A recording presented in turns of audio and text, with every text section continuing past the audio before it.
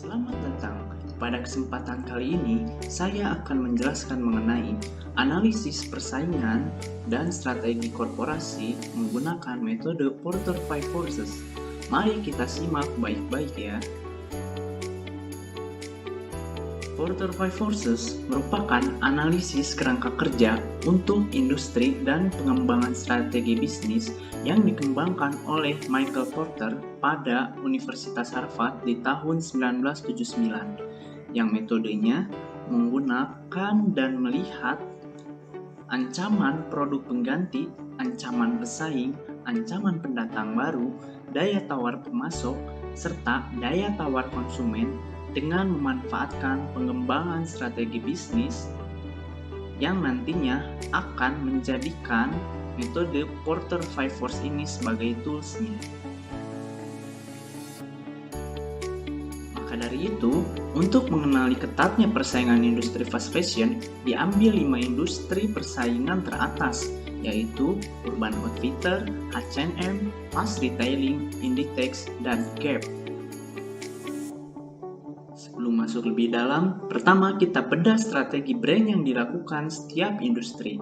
Setiap industri fast fashion melakukan strategi di mana mereka melakukan strategi industri yaitu growth atau expansion, di mana itu adalah strategi pertumbuhan. Yang kemudian mereka melakukan diversifikasi, di mana mereka melakukan diversifikasi produk dengan konsentrasi yang related atau sama. Artinya, setiap industri fast fashion melakukan penambahan produk brand baru dengan komoditas yang sama yang pada akhirnya outputnya akan menggapai konsumen yang lebih luas. Sebagai contoh, Inditex dengan salah satu diversifikasi produk mereka adalah Oysho. Oysho tersebut mengincar market pasar untuk yang dikhususkan pada pakaian wanita. Sementara pada Bershka, salah satu diversifikasi produk dari Inditex, brand tersebut mengincar pada market street atau urban style. Tentu saja ini memiliki perbedaan yang nantinya akan menggapai konsumen yang lebih luas. Selanjutnya, mari kita bedah persaingan pada industri fast fashion tersebut dengan poin pertama mengenai ancaman pendatang baru, di mana ancaman pendatang baru ini merupakan munculnya pakaian atau brand yang dapat diproduksi dengan skala cepat. Pada ancaman pendatang baru, harus diperhatikan hambatan untuk masuk, yaitu skala ekonomi, loyalitas pelanggan terhadap brand, persyaratan modal, dan biaya peralihan dengan melihat total aset dan total revenue setiap industri, karena keduanya saling berhubungan.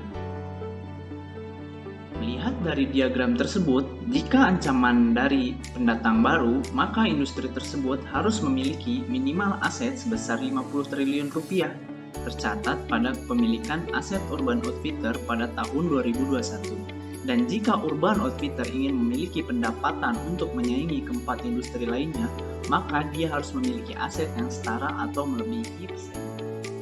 Dapat disimpulkan bahwa ancaman dari pendatang baru ini memiliki dua aspek, yaitu pemain lama dan pemain baru, di mana untuk pemain baru, ancaman yang diberikan sangatlah rendah, karena mereka harus fokus pada marketnya sendiri, di mana barrier untuk masuk kepada industri fast fashion ini sangat besar, karena mereka harus memiliki kepemilikan ekonomi yang tinggi, kemudian harus memiliki loyalitas pelanggan terhadap brand, persyaratan modal yang besar, pengalaman di lapangan yang kurang, dan biaya peralihan juga akan lebih besar daripada pemain lama. Sehingga ini akan menuntut para pemain baru untuk tetap fokus pada marketnya, atau tidak mereka akan game over. Selanjutnya, pada pemain lama, mereka memiliki ancaman yang cenderung lebih tinggi, karena hal tersebut disebabkan oleh munculnya desain atau brand baru pada market-market tertentu yang sudah ada.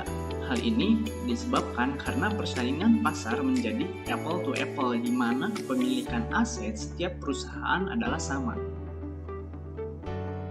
Poin kedua, kita bedah pada aspek daya tawar dari pembeli, yang dimana kelima brand tersebut memiliki harga terjangkau untuk dibeli. Daya tawar pembeli tersebut mencangkup sensitivitas harga, biaya yang dikeluarkan jika beralih, perbedaan harga antara pesaing, dan kemampuan pembeli untuk mengganti harga. Karena pada industri fast fashion, persaingan yang terjadi adalah pasar sempurna. Maka, pembeli akan dapat dengan mudah beralih ke pesaing merek lain dengan cara membandingkan harga antara satu produk dengan produk lainnya. Pengaruh pembeli dalam industri ini secara signifikan lebih tinggi karena adanya daya tawar tersebut. Oleh karena itu, setiap industri fast fashion akan mensiasatinya dengan memberikan harga yang terjangkau bagi pembeli.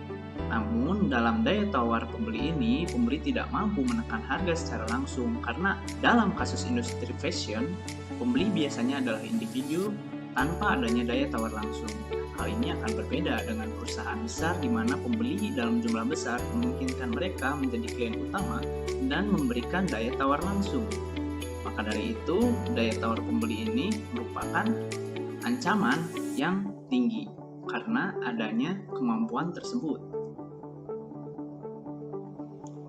Selanjutnya, pada poin ketiga, ancaman produk pengganti di mana adanya slow fashion.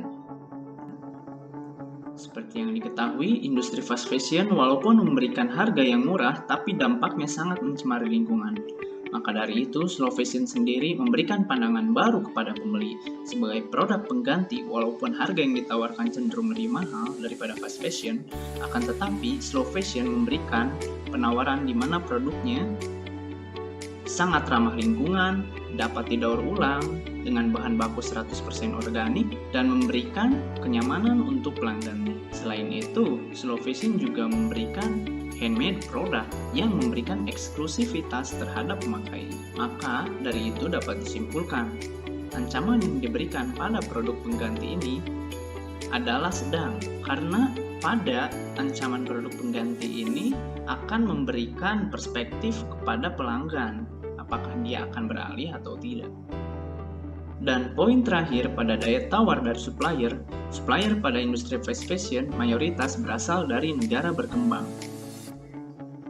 Dalam industri fast fashion, di mana kontrol berasal dari pemegang brand, kemudian supplier berasal dari negara berkembang seperti Indonesia, Vietnam, dan Bangladesh, maka melihat dari jumlah dan ukuran pemasok yang sangat banyak, supplier yang pada dasarnya tidak memiliki keunikan dan mudah digantikan, juga produksinya pada negara berkembang menjadikan bargaining power of supplier ini menjadi pada ancaman yang rendah. Pada akhirnya, setelah semua tahap analisis Porter 5 Force digunakan, didapatkan hasil yang bisa kita gunakan untuk menyusun strategi industri. Dan tuangkan setiap ide yang ada untuk menjadi strategi yang absolut.